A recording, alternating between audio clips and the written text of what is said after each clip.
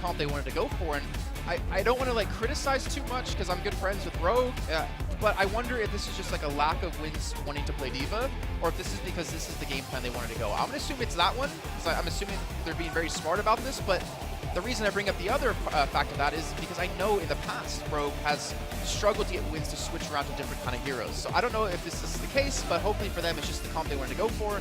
We see something different coming onto Lijiang Tower. I mean, if it's a matter of not wanting to play Diva, I think it's a bit of an unfortunate circumstance for you because she's just so strong right now. Yeah. To not take her is pretty foolish. You're handicapping yourself. Exactly. It's like why would you not play one of the strongest heroes in the game unless you knew how to counter it? And there's really no counter at the moment to this Diva. I mean, we saw in the Apex Finals Mickey playing absolutely nothing but Diva, and there's a reason for that. A, he's very good at the character, and B, she is so insanely strong at the moment. And that really helped Envious get that 4-0 victory over a Freakin' Freaks Blue. But now, getting ready to move on to our second map of this best of 5. It's Lijiang Tower. We'll see how these teams fare this time around. We saw Misfits yesterday not having any success whatsoever on those King of the Hill maps. We'll see if Rogue is able to do differently. So let's go ahead and get ready to load up for our second match. See if Rogue can fire back or if LW Red will go up 2-0 in this best of 5 series.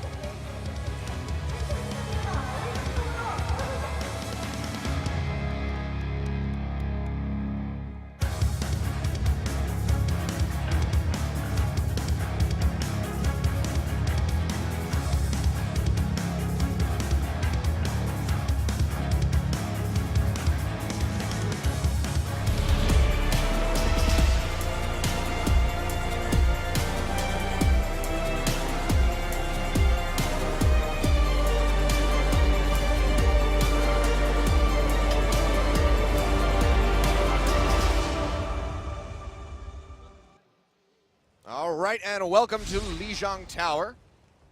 King of the Hill, going to be a bit of a swap up after that payload map that we saw to start things off, so we'll really show the true colors of these teams and whether or not they can function on this, because as stated, Misfits having some struggle with that just yesterday, not advancing.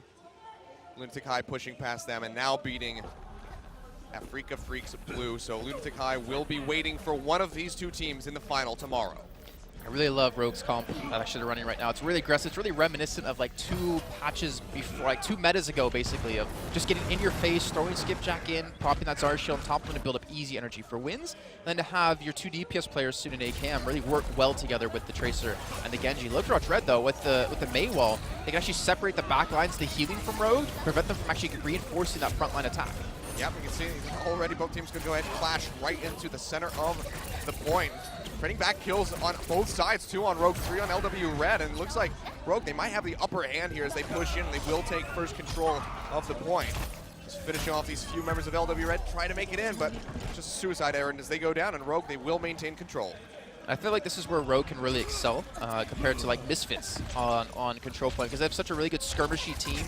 They have Skipjack, who plays an amazing Winston, and wins is just one of the best on Zarya in the Western world. So it's really kind of gives you a lot of freedom to work around this map and pick up these kills that you want to be able to secure, as long as Soon and AKM are really working well together. Yes, we get AKM going into the back line, gets a stick onto Gambler, won't find more for his troubles, but does take out that healer. He's going to fall as well as Nanohana is able to snipe him out, but Soon already getting that Dragon Blade up, dashing forward, trying to take out Nano. There he is, finds it. Can he find more though? No Sleep Dart coming through from Luna. Looks like it's just going to be the 1 kill picked up for him.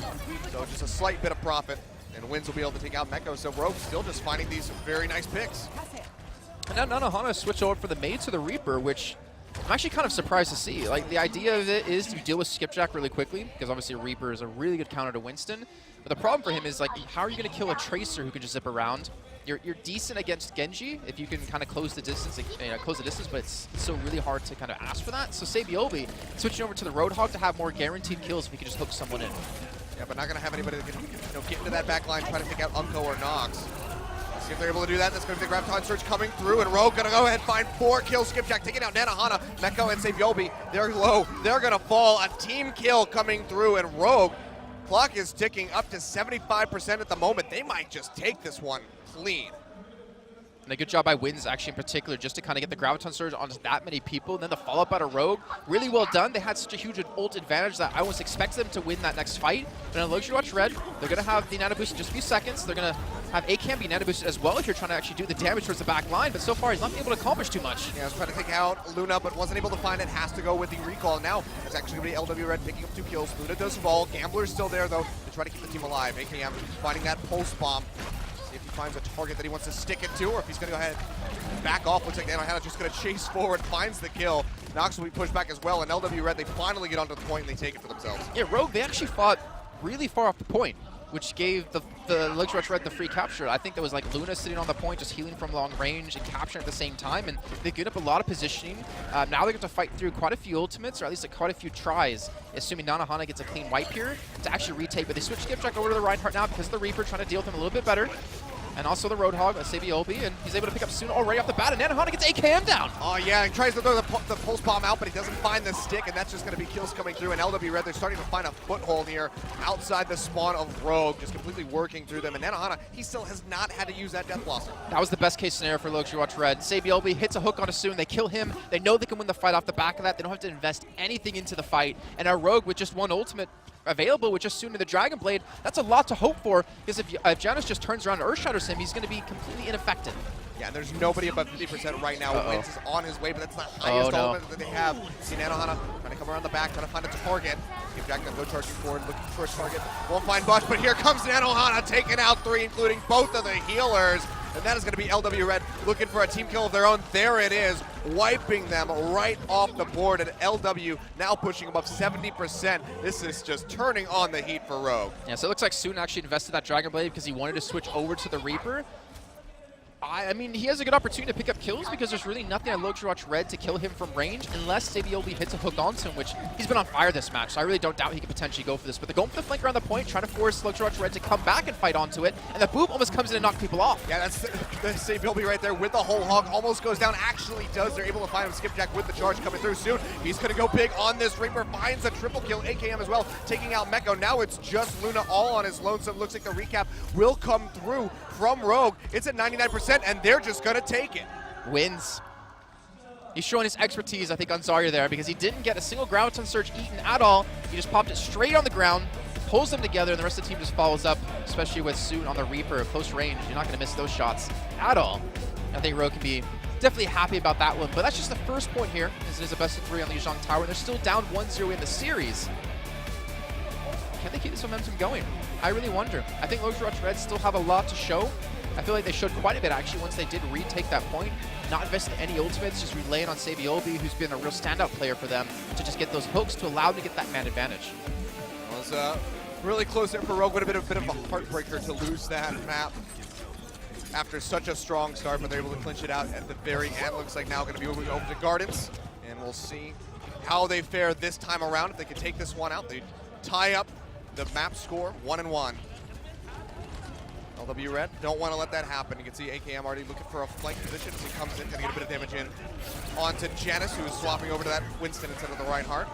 But Meko's already able to find Soon on that Reaper. I think he actually got the boop off too, if I'm not mistaken, and Luna just gets a follow-up on AKM. And one thing that's really difficult for a Tracer to do, and you can obviously argue the other end of this one, I feel like Zenyatta has a relatively easy time killing Tracer. Like if you're a Zenyatta specialist, especially, like if you're Forsaken at FaZe Clan over in North America at the moment, you can definitely handle Tracers in this 1v1 situation, because all it takes is one headshot, and Tracers generally need to stick right up in your face to quickly kill you. You see AKM pushing straight in, and that's actually a good jump pack. I think he knocked someone off. Yeah, he's looking for Luna right there, not able to find it, but Skipjack's able to finish him off in the end. 2 kills picked up for Rogue, but LW Red, they're going to fire back, find a couple of their own. Nox is able to finish off Nanohana. See Sabiolbi just dashing forward, trying to equalize that count as he tries to take out Nox. But he just can't find it. Winston's there to back him up as well as Soon. And they take out the Tracer. They get rid of that nuisance. And Rogue will be able to take control of the point. Only 29% for LW Red. That was really all on Skipjack. I want to give the credit to him on that one, because he jumped straight onto the bridge and forced pretty much all of Luxury Watch Red away. He forced 3-4 people back and just separated the entire team so they could pick off people with relative ease. And Skipjack had the backup and the focus of healing from Unko and Wins to keep him alive. Yep. Nanohana, he's just going to go straight into the face of Rogue. However, has that Dragon Blade up now, but has that heal denied coming through as well from the Flask. He's going to go ahead and go down as AKM finishes him off. Sabiolbi, the other Tracer, is well going to fall. And this is looking good for Rogue as they still maintain control, about to tie this score here at 29%. They will do so. Pulse Bomb is up as well for AKM. Doesn't need to use it yet. Meko already losing his mech. And they make very quick work of him outside of that. And his vanilla D.Va form. They're going to go ahead and actually nano boost AKM. We'll see if he can get much work done. Dancing around, trying to get on to Gambler. Gets a bit of damage in, but just can't find the heal quite yet. He goes low, and he's finished off by Nano Hound on the Gyeonggi. I swear, when you nano boost a Tracer, you spend more time reloading than actually doing damage with her. It's so funny. But yeah, so the nano boosted him to try to keep him alive so he can do the damage he needs to maybe pick up a kill or two so they can retake the point. The Luxrush red. We're going to tie things up here in terms of percent in just a few seconds, but look at this. Wins and AKM, the Deadly Brothers here, have the combo that can completely eliminate Luxrush red. Just depends on the position they're holding from, or maybe Inha can get a cheeky reflect off. We'll see if they want to go for the big bang. We see the bomb coming out. He's going to find a double kill, taking out both the healers of LW Red. Wins as well, going to follow up, finds Nanohana. Soon will die, falling off the map, but this might be enough for Rogue to push back in and retake control of the map. Pulse Bomb there coming out from Yobi, but it's not going to find anybody, and he's going to have to peel off by the look of it. It's just too low, doesn't have a recall. And actually, looks like we might have Nanohana coming through, trying to hold.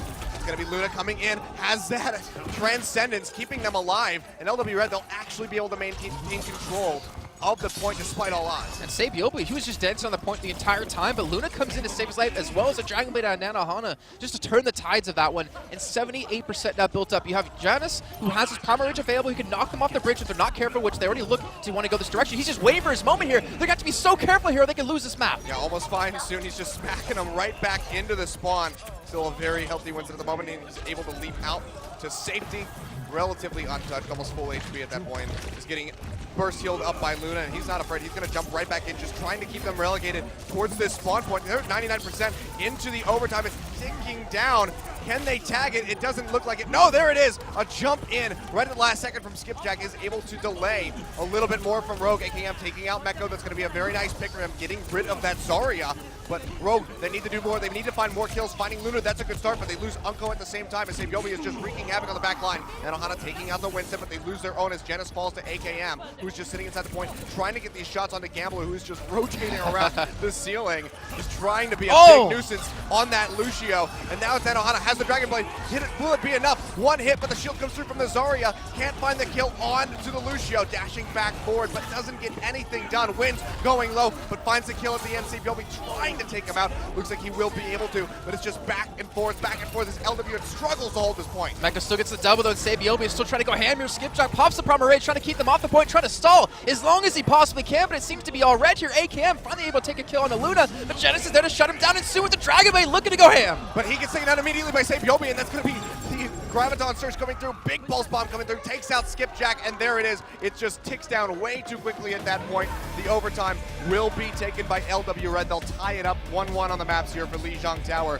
and we'll be moving on to control point, or control room, to figure out who will be taking map 2. I thought we were on 2 CP there for a second with how long the overtime lasted at the end of that. That was insane and really well done, honestly, by both the Tracer players, Sabiobi and AKM, just to stay alive for the most part, just keep dancing around the point as long as they possibly can. And then you had Nanohana and Soon on the respective Genjis coming in to kind of back them up. Really well done by both teams. Even Skipjack there had a lot of great Gooba stomps, as I call it. Rocket jumps directly onto someone, or rocket leaps, rocket packs onto someone, and gets the extra DPS back in. But now going on to the next point. Remember, it's a best of 3, not best of 5. Winner of this map will be either up 2-0 or tie things up at 1 apiece. Yeah, Rogue definitely want to do that because you put LW Red at the 2-0 mark. The likelihood is that they will find a 3-0 victory. Rogue would have to do a reverse sweep, which is really just a lot of pressure. It can mess with your mental fortitude, so we'll see if they're able to take this one right here as they both push in. They will be dashing forward, trying to get some damage in, building up to about 30% on that Pulse Bomb, but still has a way to go. Nanohana as well coming back out on the Reaper, but AKM, he's actually going to find the first kill here, taking out Luna. That's going to be a very nice one to pick up. Now everything on Gambler to try to keep the team alive, and AKM, there we go, dashing in, finding Nanohana, taking him out. Meko will follow suit, and Rogue look like they, yet again, will be able to take the first half of the point. Keep in mind, there's something really important about what Rogue's doing.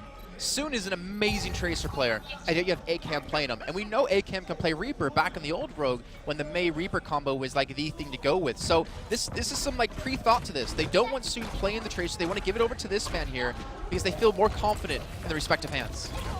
Now Pulse Bomb coming through, not really going to find anybody. And soon gonna go ahead and get nano boosted. Doesn't even have the death blossom, but it doesn't even matter. He is just ripping through LW Red, shoving them back. See Meko going down very swiftly.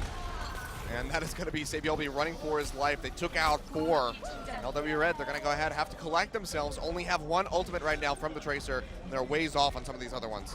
I feel like AKM's been doing a far better job than Sabiolbi in terms of like the Tracer v Tracer in killing supports. I feel like he's been all over Luna, all over Gamba this entire game, but Sabiolbi's been doing better at killing DPS, trying to kill AKM, trying to kill Zoom, even the tanks in there. So it's a little bit of a different change. I think the threat that Rogue feels is coming from the support players of Overwatch Red, but you have to keep in mind Nanohana on the McCree can do just that. The flashbang into the headshot combo, even a Earthshatter coming from the backside. Yeah, soon barely able to make it into the Wraith form. Doesn't want to go back in with the Death Blossom. Doesn't look like it gets Earthshattered. Going low. Oh, Pulse Bomb coming through. Sabiolbi, he finds 3 with that one. Nanohana gonna follow up with a kill on a skipjack. Now it's just Unko all on his lonesome here on the point. He's gonna go down. AKM trying to delay as best as he can. The cap has not yet come through from LW Red. They will be able to take it here, but almost 70% for Rogue before LW can take control. Have to be careful there. They actually wanted to delay Unko, but they didn't capture the point in time. So technically they were still giving Rogue over extra percent that they didn't really need because they wanted to delay as long as they possibly could. But Rogue going for different avenue attack. Nanohana was getting caught out here and he gets taken out by Wins.